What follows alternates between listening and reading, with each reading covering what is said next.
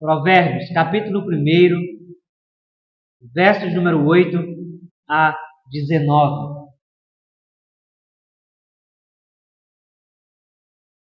Eis o que diz a palavra do Senhor.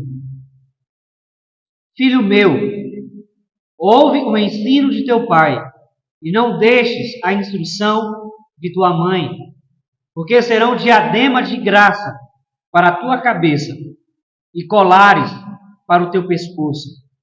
Filho meu, se os pecadores querem seduzir-te, não consintas.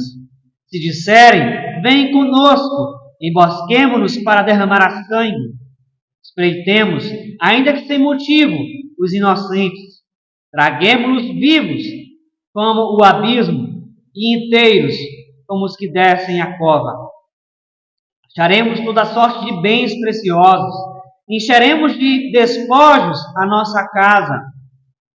Lança a tua sorte entre nós, teremos todos uma só bolsa. Filho meu, não te ponhas a caminho com eles, guarda das tuas veredas os pés, porque os seus pés correm para o mal, se apressam a derramar sangue, pois debalde se estende a rede à vista de qualquer ave. Estes se emboscam contra o seu próprio sangue e a sua própria vida espreitam. Tal é a sorte de todo ganancioso. E este espírito de ganância tira a vida de quem o possui. Seca-se a erva e cai a sua flor.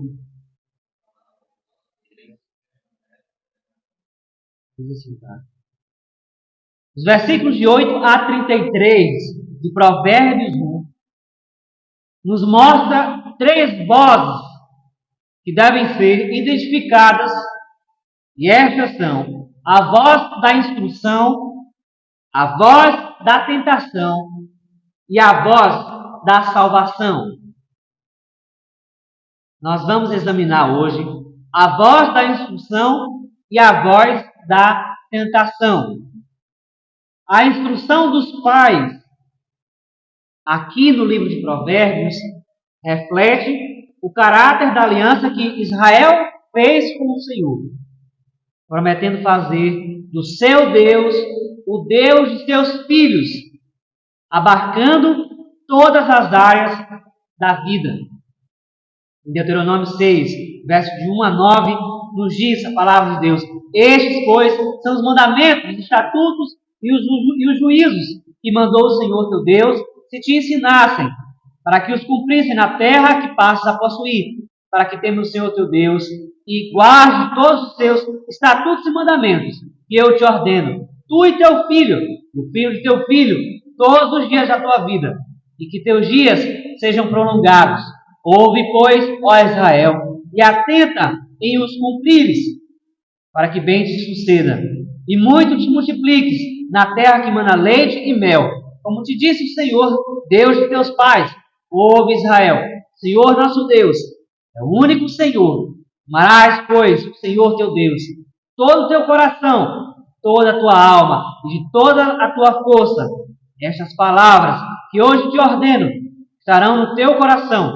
Tu as inculcarás a teus filhos, delas falarás, sentado em tua casa, e andando pelo caminho, e ao deitar-te e ao levantar-te, também as atarás como sinal na tua mão, serão por frontal entre os olhos, e as escreverás nos umbrais de tua casa e nas tuas portas. A relação e o compromisso dos pais com a aliança do Senhor é requerido aqui em Deuteronômio, capítulo número 6. E nestes provérbios que acabamos de ler, enxergamos de maneira viva o proceder dos pais para com os filhos, contrastando estes provérbios com o que a lei e os profetas afirmaram. Alguém já disse: há detalhes de caráter bastante triviais para escapar da malha da lei, dos ataques violentos dos profetas, e ainda assim serem decisivos nas questões pessoais. Provérbios se move nessa esfera, perguntando como é viver com uma pessoa ou contratar os seus serviços, ou como ela administra seus negócios, seu tempo e ela mesma. Essa visão de Provérbios é extremamente necessária, ainda que nestes Provérbios não se faça nenhuma referência à aliança do Senhor ou a outros assuntos teológicos. Estes Provérbios têm inspiração divina, porque o próprio autor nos diz que o temor do Senhor é o princípio do saber. E o tratamento carinhoso do pai aqui, dizendo, filho meu, significa que o pai considera o seu filho como seu herdeiro espiritual. Não apenas um descendente biológico, mas um herdeiro espiritual. As pessoas de nossa época acreditam que são neutras quando criam os seus filhos. Não influenciam espiritualmente a vida deles. Pensam que a maneira e o conteúdo da educação, modo de falar, modo de viver, modo de pensar, não irão afetar a alma dos filhos. E até mesmo os crentes caíram nessa loucura de negligenciarem o caráter factual da família, cuja consequência é a falência destas e da instrução que Deus requer dos pais para com os filhos. Mas, de modo geral, Provérbios também chama cada um de nós para que nos submetamos a Deus como filhos amados. Em Efésios 5:1, o apóstolo Paulo diz: sede, pois, imitadores de Deus como filhos amados, e andai em amor, como também Cristo nos amou, e se entregou a si mesmo por nós, como oferta e sacrifício a Deus, em aroma suave. Por isso eu chamo a sua atenção nessa noite, em primeiro lugar, a conduta de um filho obediente. Versículos número 8, 9, 10 e 15 nos dão conta dessa conduta. Mas observe primeiro, aqui no verso número 8, o que diz: filho meu, ouve o ensino de teu pai e não deixes a instrução de tua mãe. O livro de Provérbios não exime a mãe como atuante na educação dos filhos. Mas, sobretudo, você irá perceber a repetição da palavra pai, que a Bíblia aponta o pai como tendo a maior responsabilidade de ser o condutor da sua família. É reconhecido também de todos que ninguém nasceu sabendo todas as coisas. Todos um dia foram ensinados.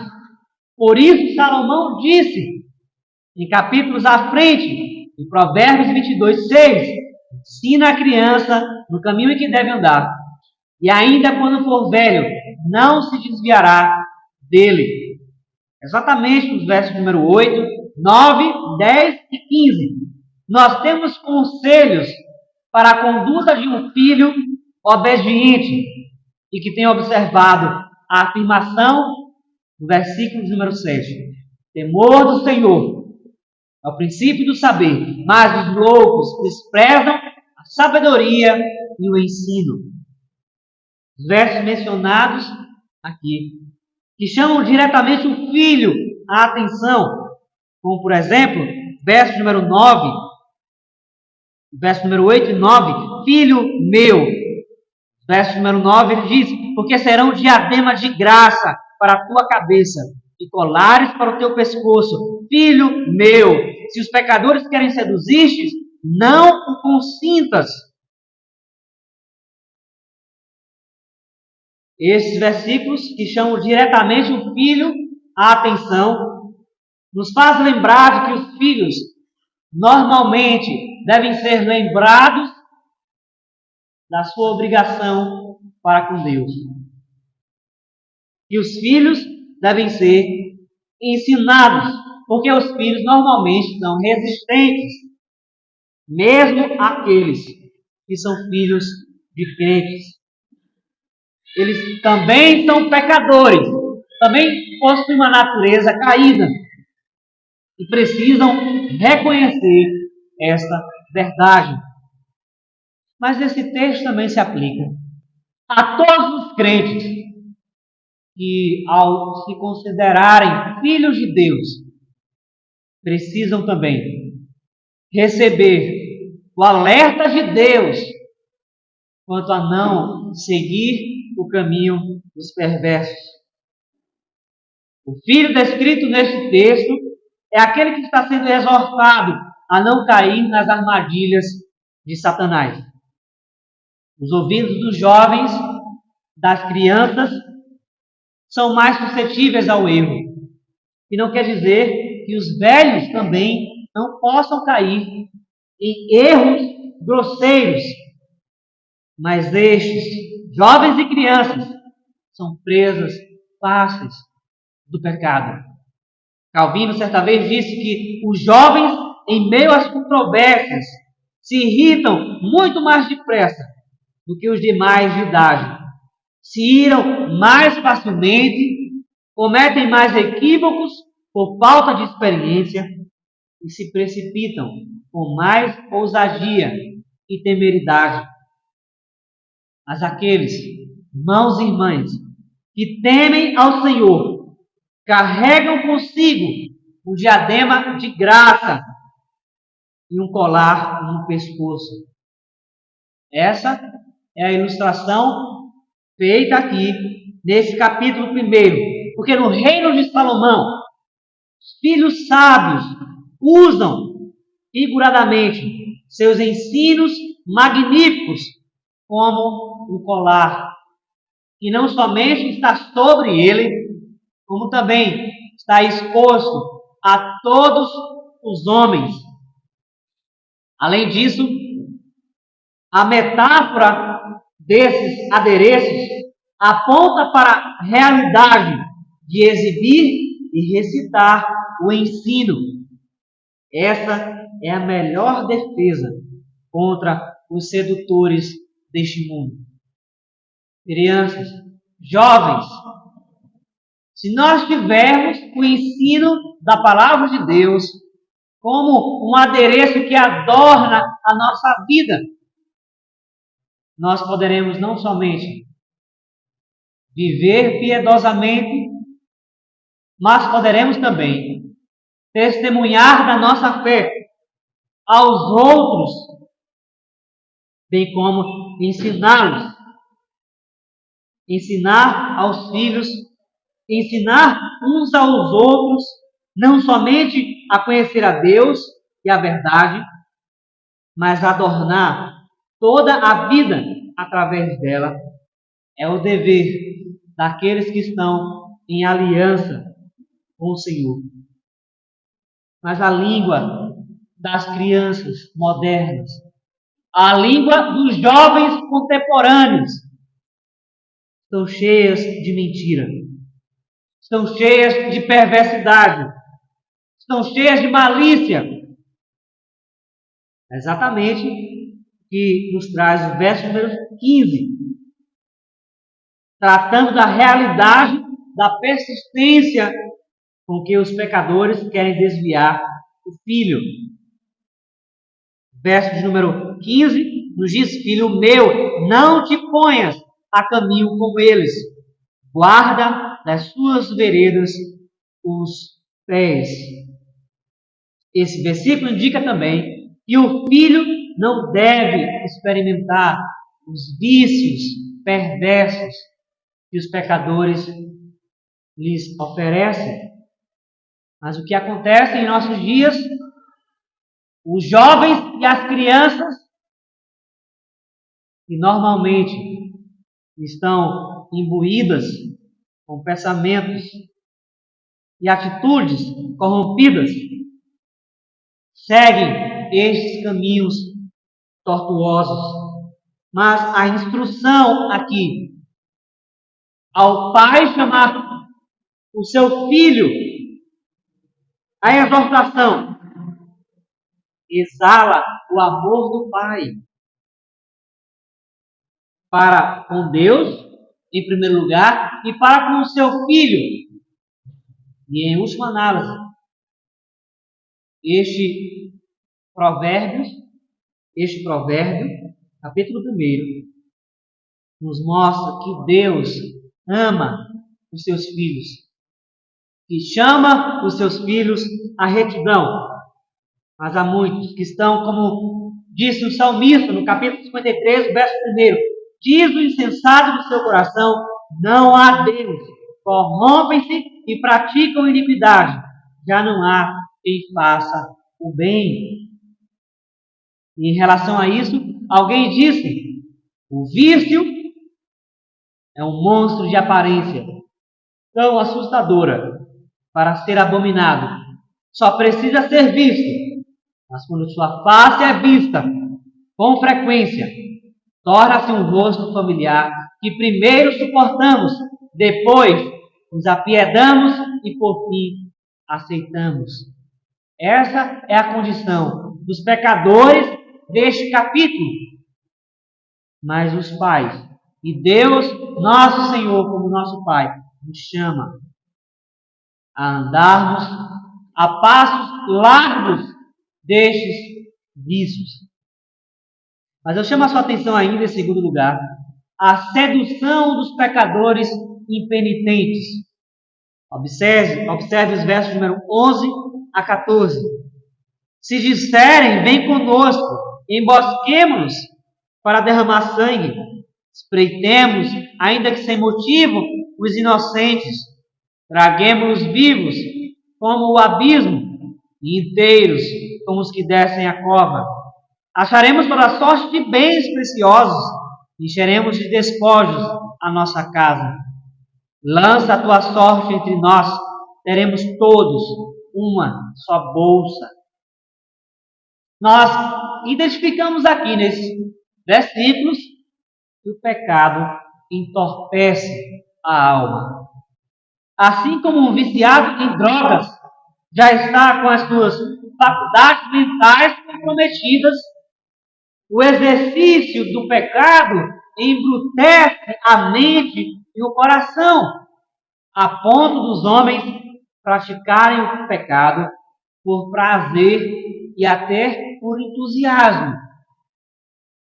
Em 2 Coríntios 4:3, o apóstolo Paulo disse, mas se o nosso evangelho ainda está encoberto, é para os que se perdem que está encoberto, nos quais o Deus deste século cegou o entendimento dos incrédulos, para que lhes não resplandeça a luz do evangelho da glória de Cristo, o qual é a imagem de Deus.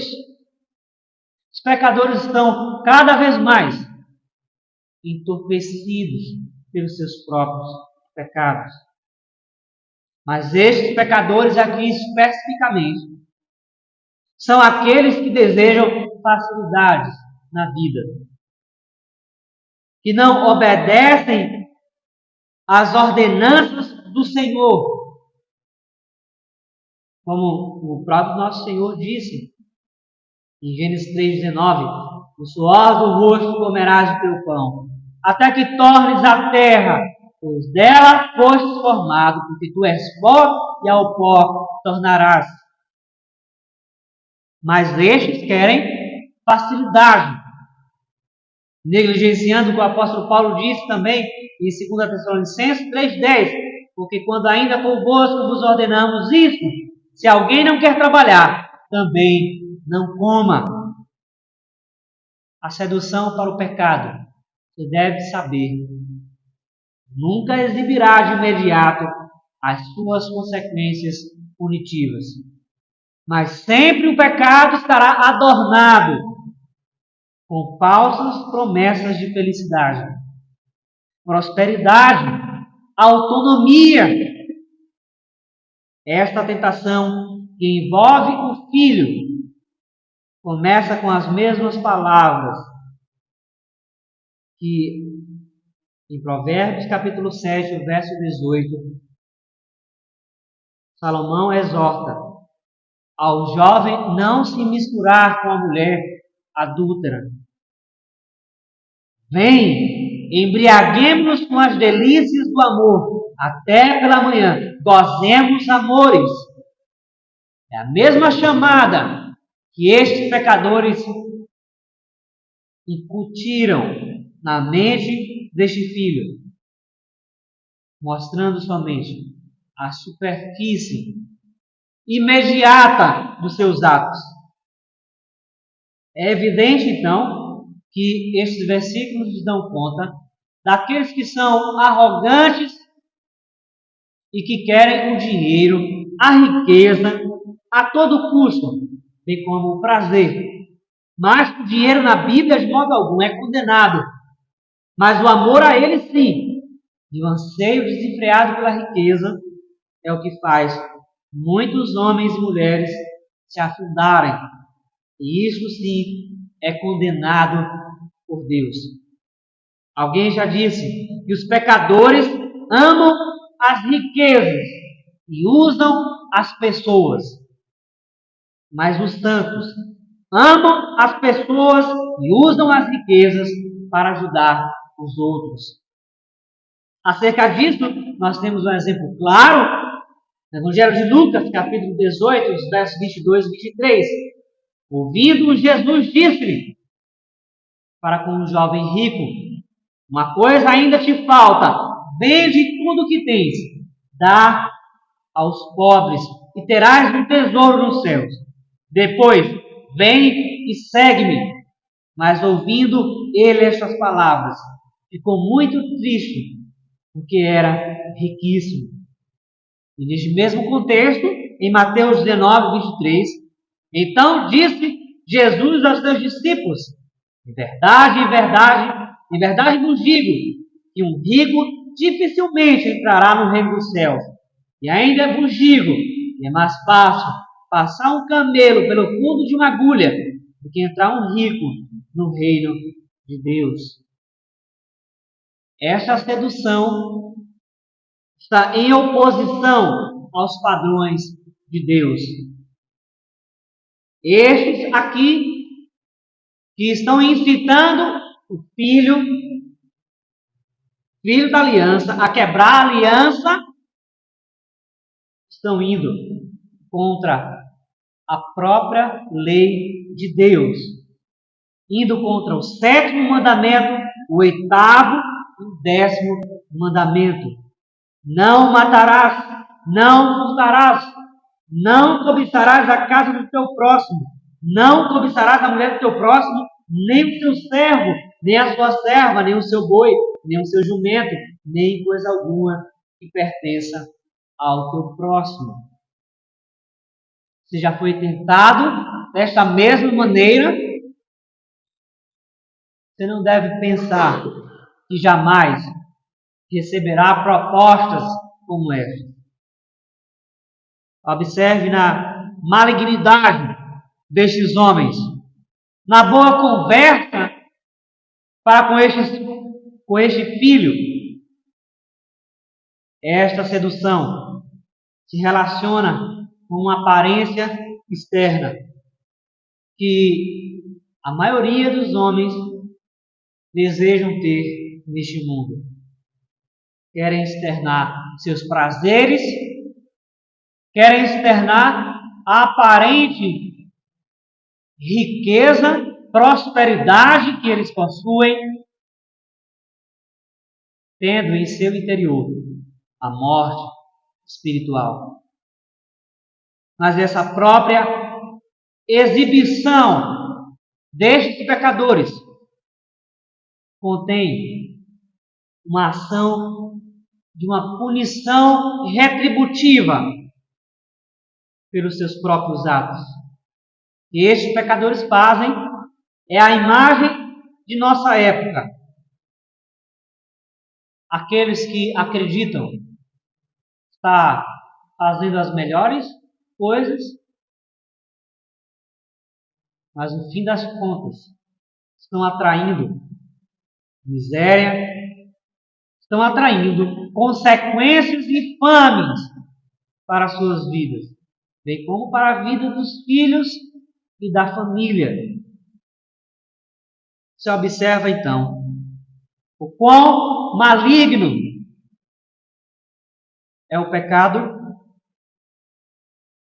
Você confia nas exortações da palavra de Deus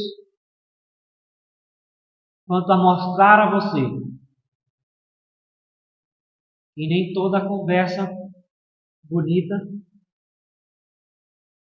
é verdadeira, que somente a palavra de Deus é reta, é justa e é eficaz para lhe fazer um homem, uma mulher firme e abundante na obra de Deus neste mundo. Chama a sua atenção, em terceiro e último lugar, a perdição dos pecadores impenitentes. É evidente este resultado aqui, verso número 16 a 19. Porque os seus pés correm para o mal e se apressam a derramar sangue. Os debaldes se estende a rede à vista de qualquer ave. Estes se emboscam contra o seu próprio sangue e a sua própria vida espreitam. Tal é a sorte de todo ganancioso. Este espírito de ganância tira a vida de quem o possui. Os pecadores aqui descritos são aqueles que se deleitam em seus pecados e ainda fazem com que os outros se juntem a eles. A isso nos vem uma exortação do apóstolo Paulo, necessária em nossos dias. Em 1 Coríntios 15, 33, ele disse: não vos enganeis, as más conversações corrompem os bons costumes. A preocupação do pai, aqui em Provérbios capítulo 1, era exatamente para que os filhos não dessem ouvido às conversas bonitas, às belas palavras dos pecadores. Não vos enganeis. Em nossa época, aqueles que se dizem cristãos, mas na primeira conversa que tem na esquina com os ímpios, cedem às suas ideias, cedem às suas conversas. E estes, irmãos e irmãs, corrompem a verdade, os bons costumes. Você sabe então que o fim natural do homem, do pecador caído, é em si mesmo a condenação eterna. Porém, você também deve saber que há aqueles que provam de uma condenação antecipada, como também há aqueles que provam de um gozo antecipado no céu. Há aqueles que estão planejando a malícia, a miséria, o crime, o pecado. Estes já carregam sobre si a punição de Deus pelos seus próprios atos. É o que vemos, verso 18. A natureza deste ato é irracional. Não é isso que nos diz? Estes se emboscam contra o seu próprio sangue e a sua própria vida espreitam. Este é um ato irracional que esclarece a natureza do pecado. Porque o pecado, como disse R.C. Sproul, é uma energia irracional. Pois quem agiria contra si mesmo? Como alguém planejaria o mal contra a sua própria alma? não de maneira imediata, mas a longo prazo. Assim são os que maquinam o mal. Assim são os pecadores que acreditam estar se deleitando, quando na verdade estão emboscando a si mesmos com suas iniquidades. Salmista, no capítulo 106, verso número 15, exorta-lhes dizendo: concedeu-lhes o que pediram, mas fez definhar-lhes a alma. Há milhões de pessoas que oram a Deus pedindo as demasiadas coisas. Mas quando Deus as concede, estas lhes fazem definhar a alma. Isaías 5:20, o profeta disse: ai dos que ao mal chamam bem, e ao bem mal, que fazem da escuridade luz, da luz escuridade, põem o amargo por doce, e o doce por amargo. Esta é a realidade que está nas conversas, nas universidades, nas escolas, no seu trabalho, possivelmente. Boas conversas, mas que deturpam a verdade, que chamam a luz de trevas, a trevas de luz, bem como o que é bom de mal e o que é doce de amargo. E ao deixar-se ser conduzido pelos desejos pecaminosos, você estará armando armadilhas contra a sua própria alma. Você estará regredindo o seu prazer em Deus, a sua retidão neste mundo, a sua comunhão com Deus. Gálatas 6:7, o apóstolo disse aos Gálatas: não vos enganeis, de Deus não se zomba, pois aquilo que o homem semear, isso mesmo se fará. Século 21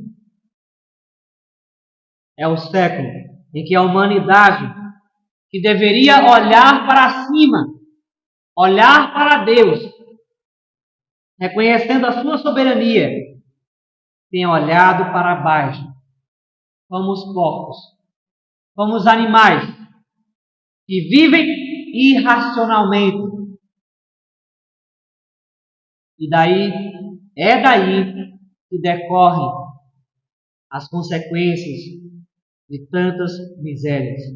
Mas a conclusão aqui do Pai é a de que a ganância torna os caminhos do homem estúpidos, fazendo-se afogarem no seu próprio mal. Aqueles que exalam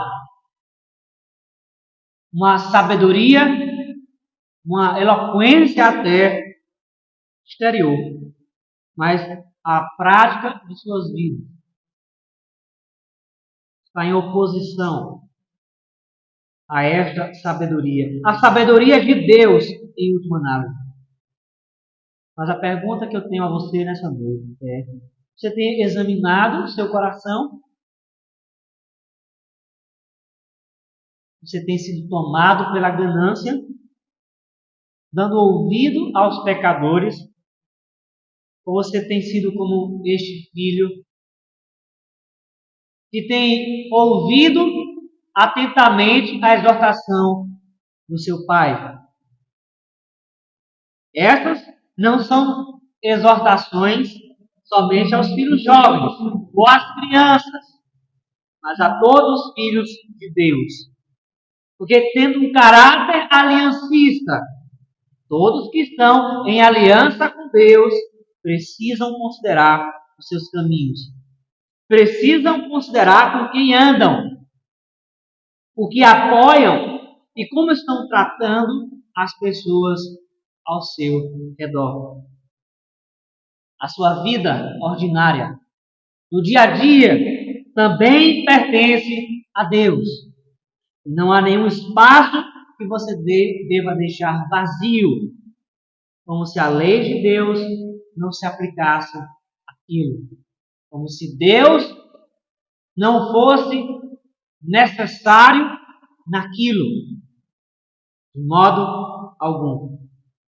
Você deve andar diante de Deus, debaixo dos seus olhos, examinando a si mesmo todos os dias. O profeta Jeremias, capítulo 6, o verso 16, disse: assim diz o Senhor, ponde-vos à margem do caminho e vede, perguntai pelas veredas antigas, qual é o bom caminho? Andai por ele, e achareis descanso para a vossa alma. Mas eles dizem: não andaremos. É assim que você está diante de Deus nessa noite? Essa é a sua posição diante da sua lei, diante dos seus mandamentos? Você retrocede ou você avança obedecendo o seu chamado? Você retrocede ou você avança abraçando a exortação do seu Pai? Curve sua fronte, vamos orar. Deus Todo-Poderoso, Tu és bendito, Tu és tão bom, justo, Tu és tão puro que não podes contemplar o mal. As nossas iniquidades, Senhor, interrompem a nossa comunhão contigo. Nós não somos nada sem o Teu Santo Espírito. Ó Senhor Todo-Poderoso, dá-nos um espírito em que nos inclinemos a sermos sensíveis à Tua lei, que os nossos ouvidos estejam prontos para ouvir a Tua exortação, o Teu chamado, para que andemos em retidão. Exorta, edifica, fortalece cada um aqui nesta noite, de modo que os pecadores deste mundo, aqueles que não foram lavados e remidos pelo sangue de Cristo, não venha a enredar os teus servos no caminho do maligno. Mas que aqueles que te servem, aqueles que estão em aliança contigo, possam perseverar até o fim, conhecendo e prosseguindo em te conhecer, para a glória do teu nome. Sustenta-nos com a tua graça, te clamamos. Em nome de Jesus Cristo, teu Filho. Amém.